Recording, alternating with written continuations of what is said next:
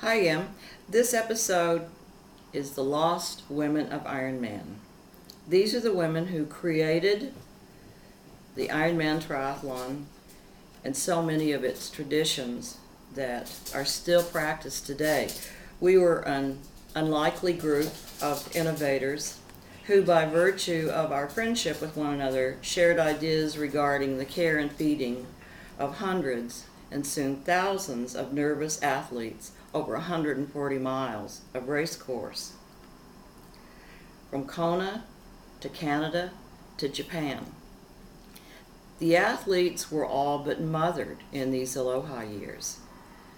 But these early triathletes may as well have been astronauts to us. No one was attempting these distances then. Maybe the mothering was overdone, but precedent was being set. Designs created, a flow envisioned to keep transition time short for the athletes. Remember, the sport was new.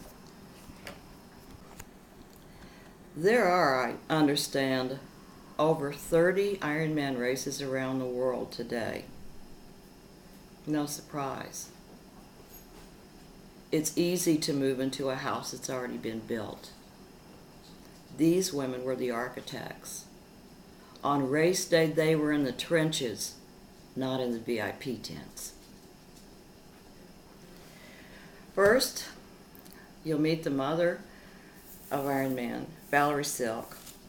And I've tried to include some funny stories about each of the ladies.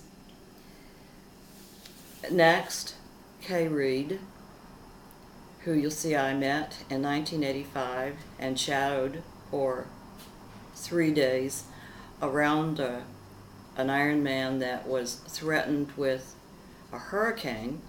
That's Kay staring out over the Kona Pier, looking at the clouds as they roll in and praying everything would be all right the next day when there were close to 2,000 athletes on the course.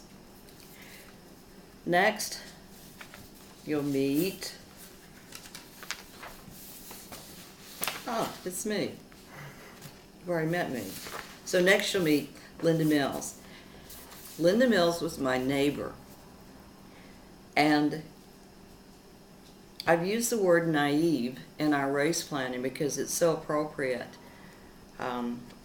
I have here, it's not on the website yet, but in '84, we wrote letters to everybody telling them that this little town in Canada was hosting an incredible event.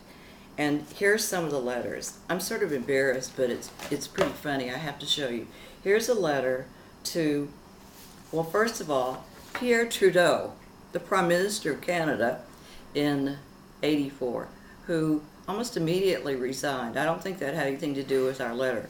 But since he resigned, we also decided to write the Leader of the Opposition, Brian Mulroney, who eventually did send us a letter back. We even wrote Ronald Reagan. The White House, 1600 Pennsylvania Avenue. I don't know why. I don't want to read this letter and find out why.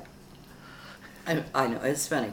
But Mr. Larry Speaks, the press secretary to the president, did write us back. Next you'll meet, I believe, Deb Davidson,